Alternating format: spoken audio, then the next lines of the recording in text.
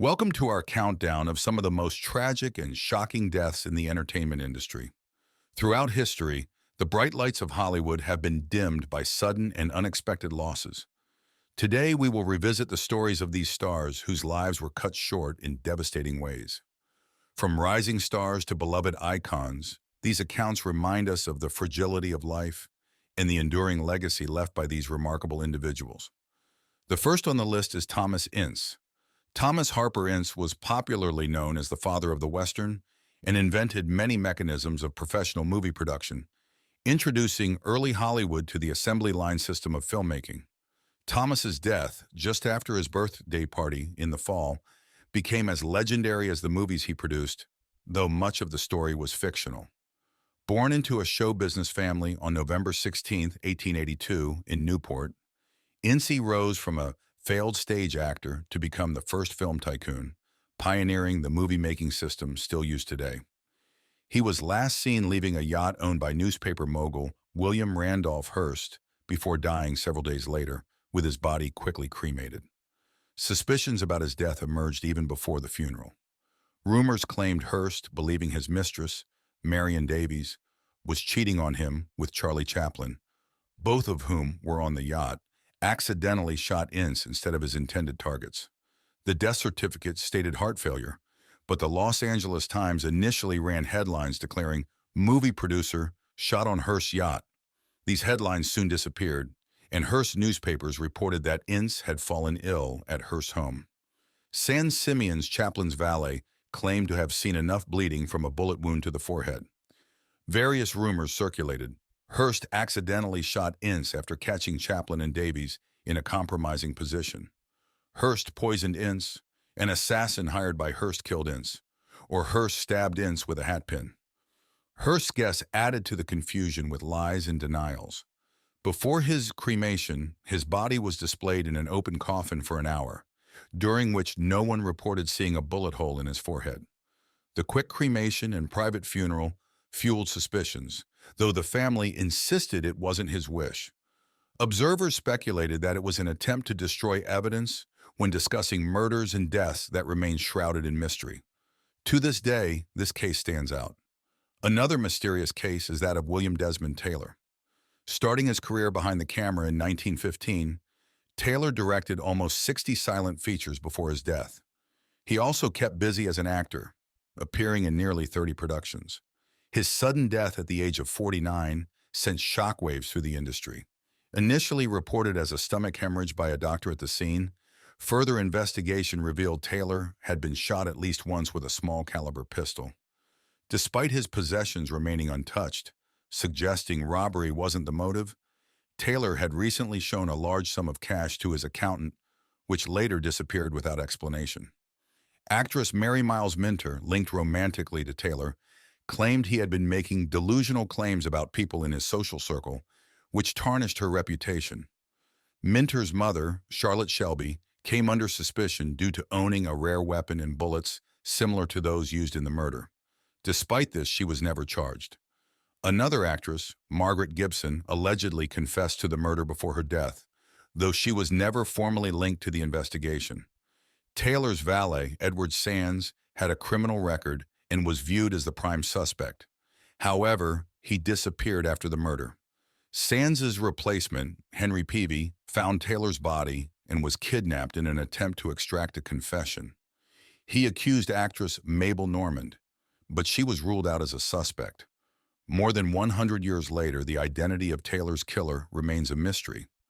Lost to time, the case involving movie stars and household names captured public fascination as one of the first celebrity murder mysteries. Number 23 on the list is Leslie Howard. He starred in one of the most successful movies of all time and was a world-famous actor. Leslie Howard's brilliant career and complex personal life were tragically cut short when he died in a mysterious plane crash at 50. The crash, suspected to be a Nazi anti-spy attack during World War II, only deepens the mystery surrounding his death. On June 1, 1943, Howard was one of the 17 passengers aboard BOAC Flight 777 en route from Lisbon, Portugal to Whitchurch Airport in Bristol, England. The flight, known by the aircraft's name, the Ibis met a tragic fate over the Bay of Biscay at 11:54 BST. A chilling final radio message was received from the plane. I am followed by unidentified aircraft. I am attacked by enemy aircraft. Shortly after this communication, the Ibis disappeared from radar and plummeted into the sea. Born Leslie Howard Steiner in London, he had a distinguished career that spanned both stage and screen. Known for his quintessentially English demeanor and refined acting style, Howard was a beloved figure in Hollywood and beyond. However, his contributions were not confined to acting alone. During the war, he was actively involved in the British propaganda effort, using his fame and influence to support the Allied cause. Theories about the true cause of the crash abound. Some believe that the Germans mistakenly thought Winston Churchill was on board, intending to assassinate the British Prime Minister. Others speculate that Howard himself was the target due to his involvement in anti-Nazi propaganda. The official explanation suggests that the plane was shot down by Luftwaffe fighters patrolling the area. Consequently, this has led to more strings of celebrity murder mysteries after Leslie's case. Number 22 is Ramon Navarro. On October 30th, 1968, two young hustlers rang the doorbell of a house in Laurel Canyon. They were invited in by a 69-year-old man dressed in a robe. A few hours later, the man would be found dead. He had been badly beaten and choked to death on his own blood. That man was Hollywood's Latin lover, Ramon Navarro. His murder brought his sexuality out in the open, something he had taken pains to hide throughout his career, and he inadvertently became a symbol of gay Hollywood. Ramon became a worldwide star after Ben-Hur won wide release in 1926, and he continued to play leading roles well into the era of sound. To elude the mobs of fans, he took to traveling incognito, donning a fake mustache and beard. But he was never happy making movies. His first love was singing, and he staged several successful concert tours in Europe and South America. He knew his popularity stemmed mainly from his movies, and that was just one of the gaps in his life between what he hoped to be and what he truly was. Next up is Christopher Wallace. Christopher Wallace, known as the Notorious Big, was a legendary rapper and songwriter. Born in Brooklyn, New York City, despite growing up in a challenging environment filled with drugs and crime, he became a prominent figure in hip-hop music. His debut album, Ready to Die, released under Bad Boy Records, owned by Sean Combs, Puff Daddy, propelled him to fame just 2 years after its release. Biggie's authentic storytelling, depicting gritty street life, resonated deeply with audiences nationwide, establishing him as rap royalty and solidifying the dominance of East Coast hip-hop in the mid-90s. Tragically, at the young age of 24, Wallace was fatally shot in a drive-by shooting in Los Angeles. Although his murder remains unsolved, it is often associated with the East Coast-West Coast rivalry of that era. His posthumously released album, Life After Death, debuted at #1 on the Billboard charts and achieved diamond certification by selling over 10 million copies, further immortalizing his legacy. Next up is one of the most gruesome murder cases in the industry. Number 20 is Sharon Tate. On the night of August 8, 1969, the perpetrators were members of the Manson family. Under the direction of Tex Watson and Charles Manson, they killed 5 people, including pregnant actress Sharon Tate, along with her companions Jay Sebring, Abigail Folger, Wojciech Frykowski, and Stephen Parent. Watson claimed Manson instructed him to totally destroy everyone in the house and to make it as gruesome as you can. Upon their arrival at Cielo Drive just past midnight, Watson cut the phone line and led the group to the house. The group proceeded to restrain the occupants and began their gruesome attack. Tate and Sebring were tied together by their necks and slain by Watson. Despite Tate's pleas for mercy, she was mercilessly stabbed to death by Atkins and Watson. After the killings, Atkins wrote "Pig" on the front door with Tate's blood. As instructed by Manson, the horrific murders shocked the nation and marked a dark chapter in American history. Another case on this list is that of Bob Crane. Robert "Bob" Crane gained fame as the lead actor in the popular TV series Hogan's Heroes. Following the show's end, Crane pursued theater, landing a role in the play Beginner's Luck in Scottsdale, Arizona. Tragically, on June 29, 1978, Crane was strangled with an electrical cord and bludgeoned to death with a camera tripod in his apartment. The case gained national attention due to Crane's scandalous personal life. He had numerous affairs, often documented through photographs and videos. This led to speculation that his murder might have been the result of a scorned lover or an angered acquaintance. Despite initial suspicion falling on Crane's friend John Henry Carpenter, evidence was inconclusive and no charges were brought against him. However, in 1990, the case reopened with the discovery of a photograph suggesting human tissue in Carpenter's rental car. Although Carpenter was charged with first-degree murder, he was acquitted due to insufficient evidence. In 2016, advanced DNA analysis of a blood sample failed to match either Crane or Carpenter, further complicating the investigation. With no conclusive leads beyond Crane's complicated personal life, the case remains unsolved. Number 18 is Phil Hartman. Phil Hartman was tragically murdered in 1998 at the age of 49. On the evening of May 27, 1998, Bryn Hartman went to the Italian bistro Buca di Beppo with her friend, television producer Christine Zander. After having 2 drinks and not discussing any problems, Bryn returned home. Once home, she and Phil got into a heated argument. Phil had warned that their relationship would end if she started using drugs again. After the argument, Phil went to bed, and Bryn shot him 3 times with his .38 handgun, twice in the head and once in the right side, killing him instantly. After the shooting, Bryn went to her friend Ron Douglas's home in Studio City and told him she had killed Phil. Douglas didn't believe her until she showed him the gun. He convinced her to return home and followed her there, where he found Phil's body and called the police. While Douglas was on the phone with the police, Bryn locked herself in the bedroom where Phil's body lay. When the police arrived, Bryn shot herself in the mouth, killing herself. Bryn was found to have alcohol, cocaine, and antidepressants in her system. She had struggled with substance abuse in the past and had recently started drinking again after nearly a decade of sobriety. Next up is Susan Cabot. On December 10, 1986, Cabot's 22-year-old son, Timothy Scott Roman, tragically bludgeoned her to death in her Los Angeles home in the Encino neighborhood using a weightlifting bar. He was subsequently charged with second-degree murder. During the trial, Roman testified that his mother had awakened him while screaming, mistaking him for someone else and calling for her mother, Elizabeth. When he tried to call for emergency help, she allegedly attacked him with a barbell bar and a scalpel. Roman claimed he defended himself by seizing the bar from her and repeatedly striking her on the head. Afterwards, Roman hid the bar and scalpel, informing the police that an unidentified person wearing a ninja mask had committed the crime. Fearing his account of his mother's mental illness would not be believed, his defense attorneys argued that his aggressive response was influenced by the drugs he took to treat his dwarfism and pituitary gland issues, which were contaminated with Creutzfeldt-Jakob disease prions.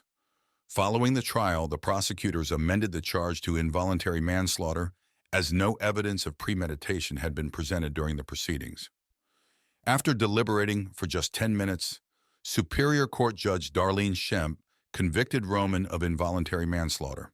He had already spent over 2 years in jail awaiting trial. Consequently, on November 28, 1989, he was sentenced to 3 years probation and ordered to undergo psychiatric counseling. With credit given for the time served in jail, Timothy Roman passed away in 2003. Number 16 is John Wilkes Booth. John Wilkes Booth is forever linked to the assassination of President Abraham Lincoln. Despite his background as an actor, Booth's actions on the night of April 14, 1865, were far from theatrical. Booth harbored a deep hatred for President Lincoln and had publicly criticized the Lincoln administration on multiple occasions. Alongside several co-conspirators, Booth plotted to first kidnap and then assassinate Lincoln during the winter of 1864 to 65. On that fateful night, Booth slipped into Ford's Theater, bypassing Lincoln's bodyguard, and silently approached the president's viewing box. With a single shot to the back of Lincoln's head and a stabbing of Major Henry Rathbone, Booth enacted his plan. He then leaped onto the stage, proclaiming, "Sic semper tyrannis," echoing the words of Brutus when assassinating Julius Caesar. Booth's jump is believed to have broken his left leg. Despite the injury, he managed to flee the capital, heading south. Booth sought refuge in the homes of Confederate sympathizers and unsuspecting citizens. On April 23rd, he crossed into Virginia. Troopers of the 16th New York Cavalry finally caught up with him on April 26th at Richard Garrett's farm near Port Royal. While Booth's accomplice surrendered, Booth remained in the barn, which was set ablaze by the troopers. As the barn burned, one soldier, Boston Corbett, claimed Booth aimed a pistol at him, prompting Corbett to fire a shot that severed Booth's spinal cord, leaving him paralyzed. Booth died 3 hours later, his final words reflecting on the futility of his actions. He was buried in an unmarked grave in the family plot at Greenmount Cemetery in Baltimore. Another depressing case is that of Sal Mineo. Sal Mineo, an actor, director, and singer, met a tragic end near his West Hollywood home at just 37 years old. Born in 1939 to Italian immigrants in the Bronx, Mineo's early acting career showed promise.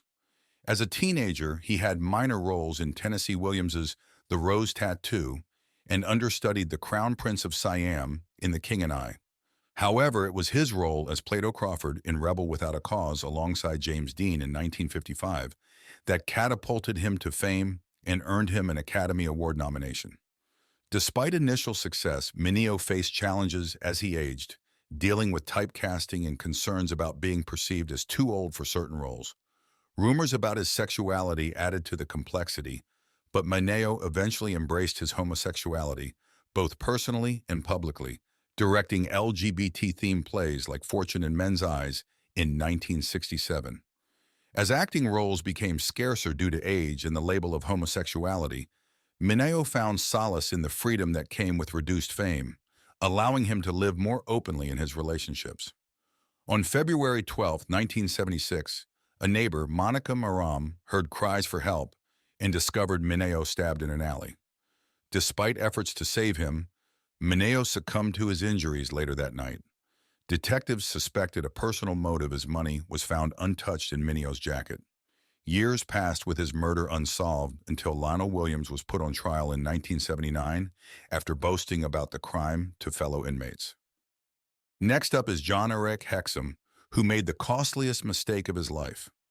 On October 12, 1984, the 26-year-old star of CBS's adventure series Cover Up tragically shot himself on set with a .44 Magnum pistol loaded with blanks.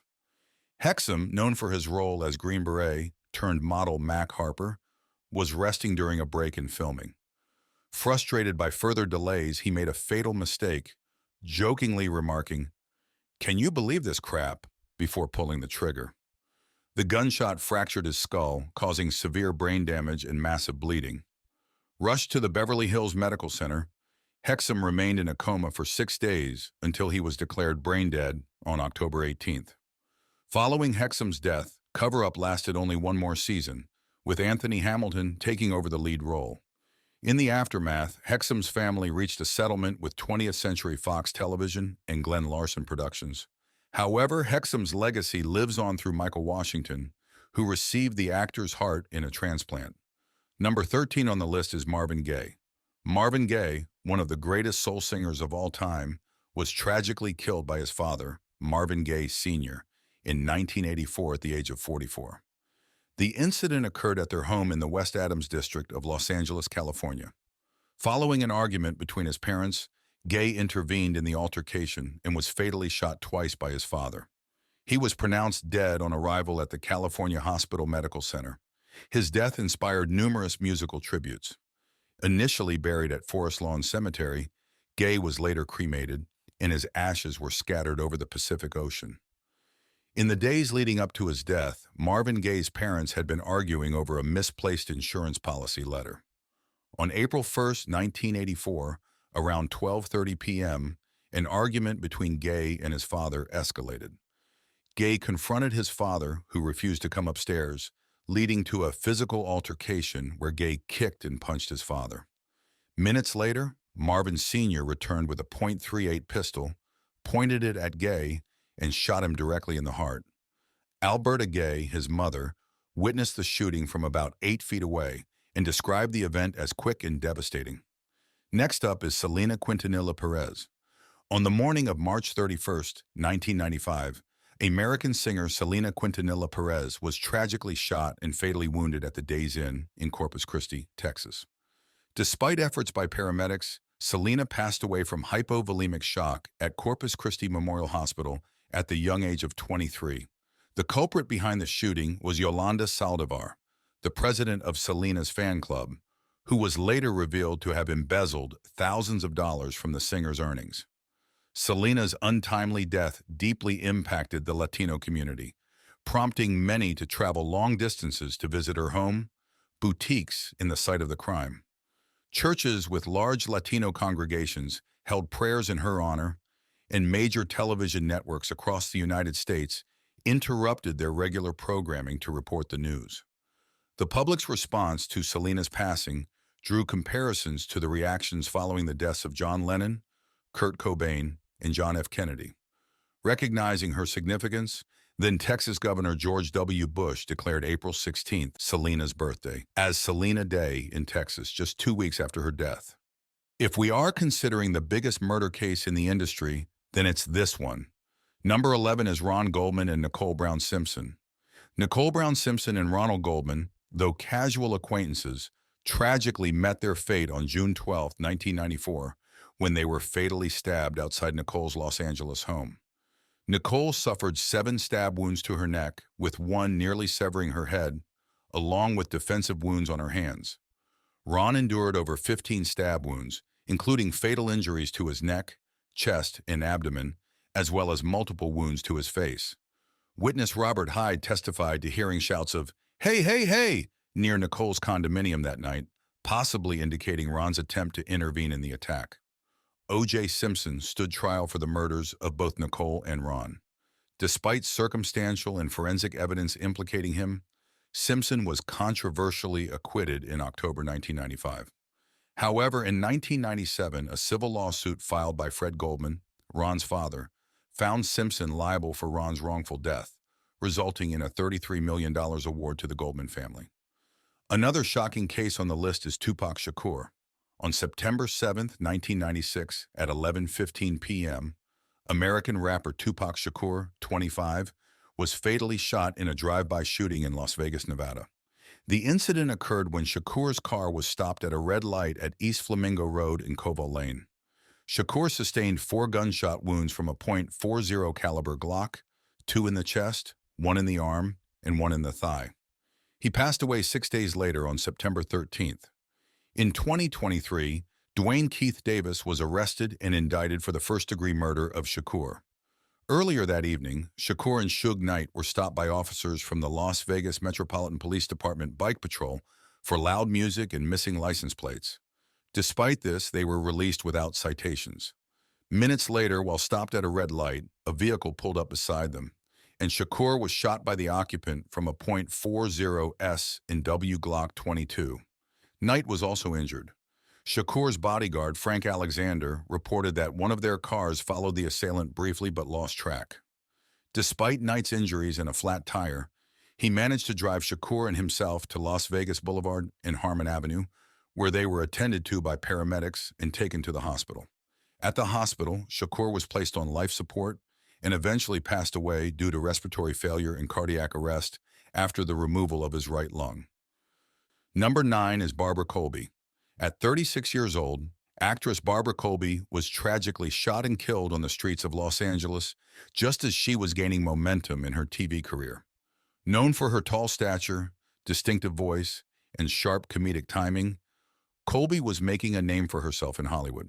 However, her promising journey was cut short on July 24, 1975, when she and her boyfriend, James Kiernan, were shot by 2 gang members while walking to their car after an acting class in Venice, California. Colby died instantly from her gunshot wound, while Kiernan, also an actor, managed to provide details to the police before passing away. The motive behind the shooting remained unclear as there was no attempted robbery or provocation. Despite efforts by law enforcement, the killers were never apprehended, and the case remains unsolved. Colby was cremated and a memorial service was held in her honor. She is survived by her mother and younger sister Renee. Next on the list is Dominique Dunne. A young actress from a privileged background, Dunn got her breakout role in a major horror movie of the 1980s, but it became her only notable role. Just months after the film's release, she was killed by a man who claimed to love her. In 1981, Dunn met John Thomas Sweeney, a sous chef at Ma Maison, at a party. After a week of dating, they moved into a house on Rangeley Avenue in West Hollywood. Sweeney's jealousy and possessiveness quickly led to frequent fights and physical abuse.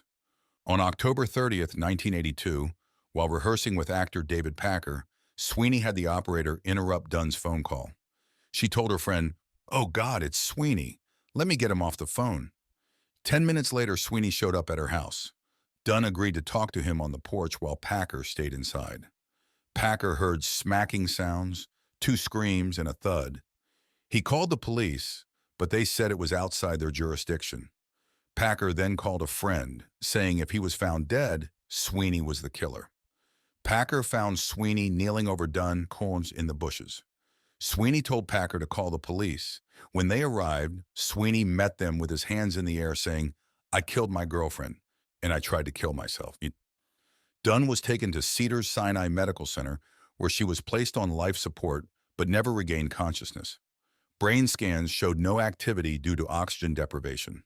On November 4th, 1982, Dunn's family decided to turn off life support, and her mother requested her heart and kidneys be donated for transplant. Number 7 is Judith Barcy.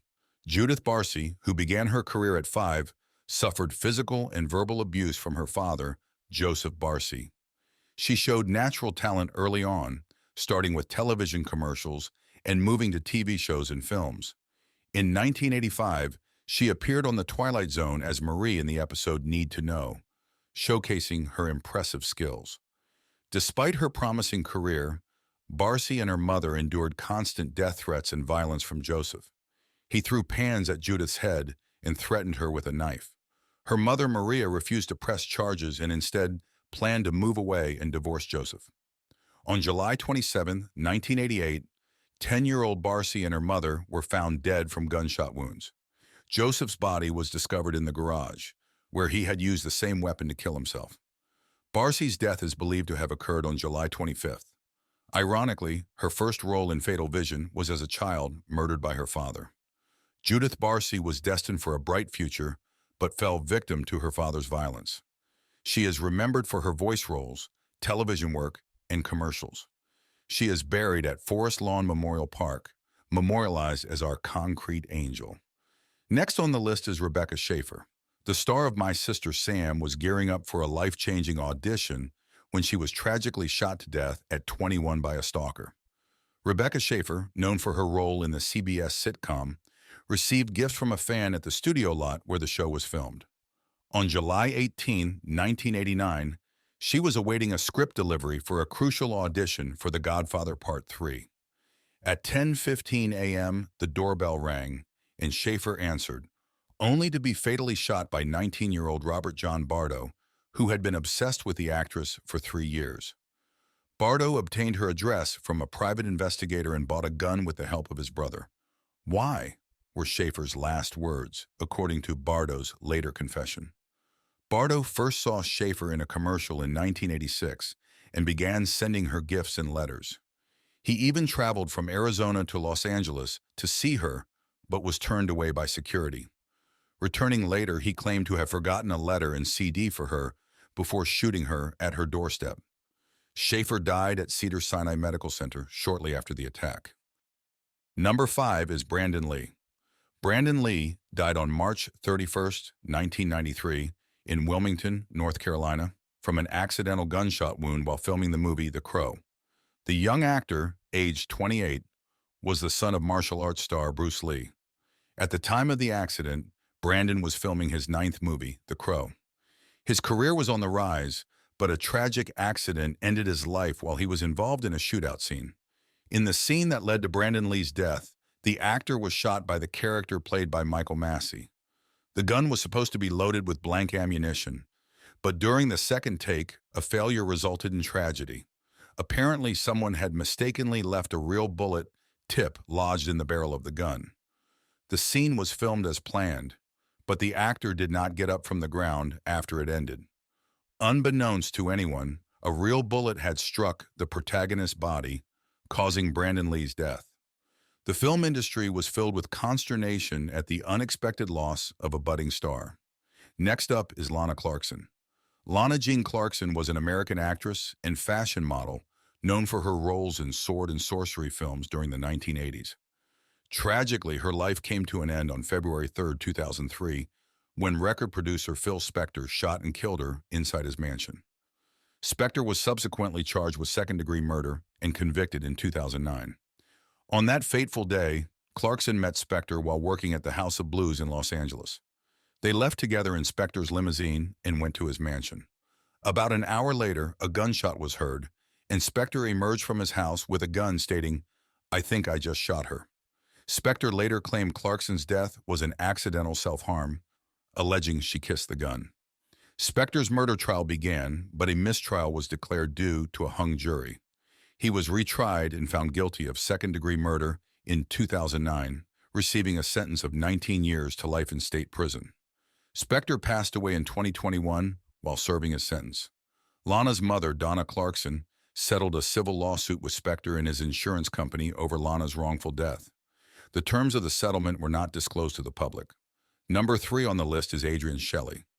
Adrienne Shelly was a petite yet determined woman who pursued careers in acting and directing, achieving success in both before her tragic death at 40.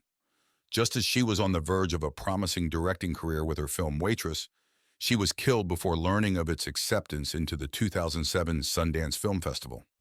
On November 1, 2006, Shelley's husband found her hanging in the bathroom of her New York office.